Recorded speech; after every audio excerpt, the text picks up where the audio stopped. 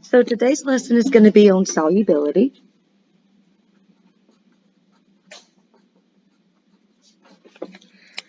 And solubility, if we wanted to look at it, let's look at it in terms of an ionic compound. So ionic compounds are going to dissociate in water.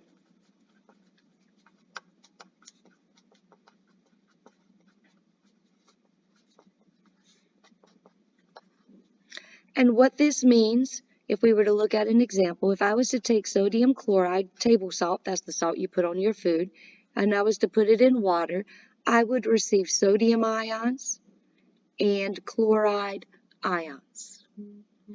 So metals do not dissociate in water.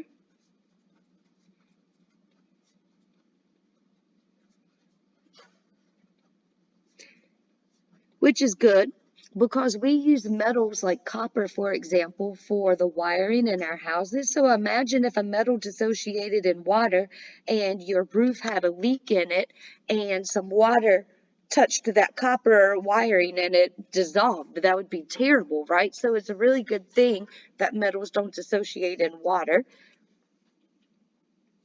Non-metals also do not tend to dissociate in water. And dissociate is just breaking apart into the ions, okay? So dissociate, a big fancy word for meaning breaking apart into ions.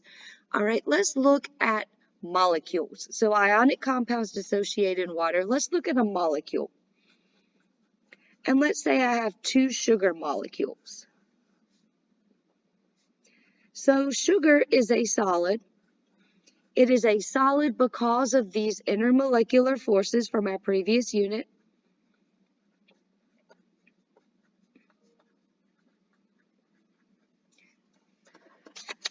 All right, so we have these intermolecular forces, and these are forces that just simply are force of attraction between two different molecules. So when I put sugar in water, the reason sugar dissolves, the sugar itself is not actually breaking apart into ions. We still have the two individual sugars. The water simply breaks that intermolecular force.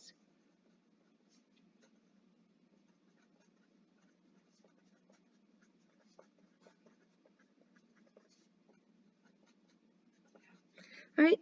So this is why this is why molecules also are not conductors of electricity, usually because they are not making ions. So ionic compounds are going to make ions. I keep saying non-molecules. Molecules, we just break that intermolecular force, but the particles themselves stay the same.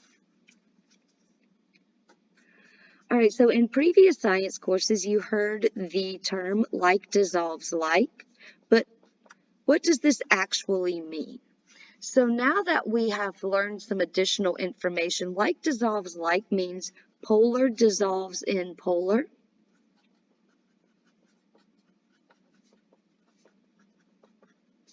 And nonpolar dissolves in nonpolar.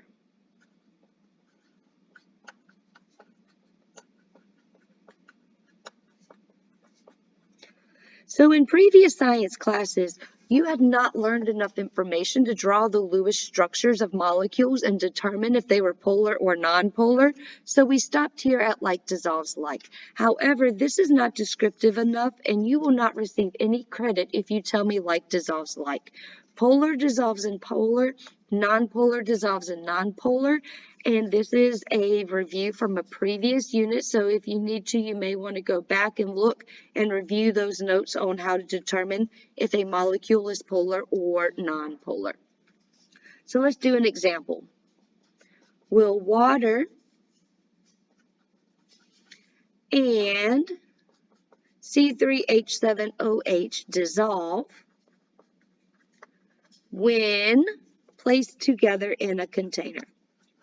So what we're going to have to do here is we are going to have to determine if the substances are polar or nonpolar. Okay, so let's draw water, and we've drawn water a bunch of times, so we know how to draw water, and we know that water is polar. It is a bent structure. Our dipoles do not cancel. It is therefore polar. So let's look and let's draw C3H7. So we have 3 carbons with 7 hydrogens.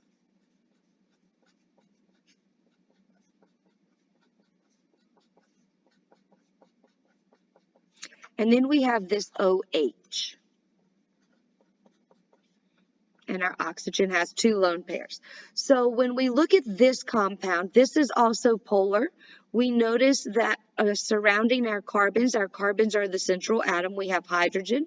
We also have an oxygen. All right, so this compound is polar. So because they are both polar, yes, they will dissolve when placed together in a container.